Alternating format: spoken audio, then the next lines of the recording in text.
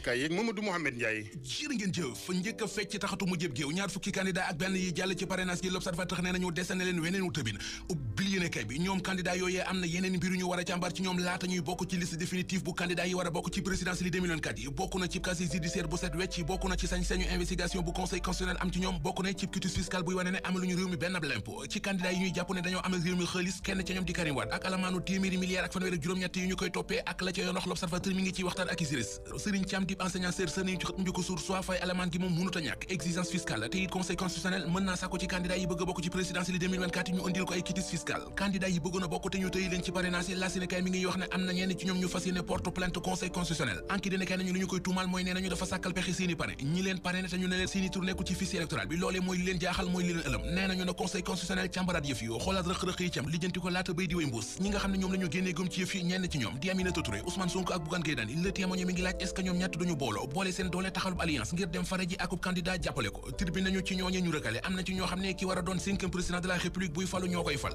journal La Mandat gis ne jamono ji ubbil nañu buntu bi Amadou Ba xàllal ko yoon wi ngir mu gagné élection yi doon président de la république li tax yéenekaay bi nee nañu mooy ñi ñu tuddee opposition radicale mu di opposant yu metti yi ci réew mi ñoom ñëpp la saas yu conseil constitutionnel yi jatang jéng leen ceene leen ba mënunoo buuse public yéenekaay xëyee ak cooxe gu mu seddu ci waa Benno Bokk Yaakaar mi ngi ñuy wax ne Aly Ngouille Ndiaye dem na yoonam Moustapha Diop kenn xamagul ban tànk lay taxawee ci jamono jooju Habib Sy ñëw na taxaw taxawaayu plan B bu Ousmane Sonko moo waral yéenekaay bi dañuy wax ne waa Benno Bokk Yaakaar bu ñu deful ndànk diwaanu Louga dana rëcc leneen li leen nar a yàqal ñoom waa Benno Bokk Yaakaar ci élection présidentielle 2024 yi mi ngi ci Walf Quotidien ne ñu bari ñu bokkoon ci Benno génn nañu fa samp seenum dënd doon ay candidat ku ci mel ne Mame Boye Diao ku ci mel ne Aly Ngouille Ndiaye ku ci mel ne Mahammed Boun Abdallah Dionne Thierno Cissé di candidat bi yóbbu woon ca conseil constitutionnel liste fukki faux député ak ñett ngir ñu parrainé ko l'Observateur ne nañu tey jii ci la war a janoo ak juge bi ab bataille judiciaire source mi ngi ñu wax ne ko yóbbu séntu ko ci dogal bi état bu Sénégal bëgg a jël jëm ci ay vol domestique yu Air Sénégal yu war di déparé ci aéroport Léopold Sédar Senghor li ko waral yéenekaay bi nee nañu mooy su amee suñum réew Sénégal dafay xëtt protocole bi mu signé woon diggam ak glace direct news mel ne ku naan ñu ndax foofee sax danañu fa yegg li tax yéenekaay bi nee nañu mooy ci aéroport Léopold Sédar Senghor matériel ba nee na mes ne menteng ba tax départ loo fab avion baa nga di ko fa teerloo du doon lu yomb ginnaaw jaww ji ñu wax ci géej gi ab dossier le journal Bës Bi Le Jour xëy tey ji ci wàllu kaarange gi war ci géej gi mu di sécurité maritime lii quotidien moom ay xibaar la xëy ci autoroute à péage bi mi ngi ñu wax ne at mu yàlla sàkk dinañu nemmeeku ci kaw autoroute à péage bi lu toll ci fukki junni ak ñaar ci wata yu pan ak lu toll ci junni accident yu am ci kaw péage bi ci kaw loolu ci la ñuy delloo ci l'Observateur xooli gëstu bi mu xëyee ci jigéen ñi yàlla natoo ay jëkkër yuy màndi ubbil yéenekaay bi témoignage yi mu fa dajale bu gën a garaaw sa morom nga ne pi la témoignage bi l'Observateur fësal ci xëtamu njëkk mooy bu femme bi leen wax ne jëkkëram su màndee dafay taxaw di yuuxu nit ñi wër ko mu naan daf ma bëgg a sàkku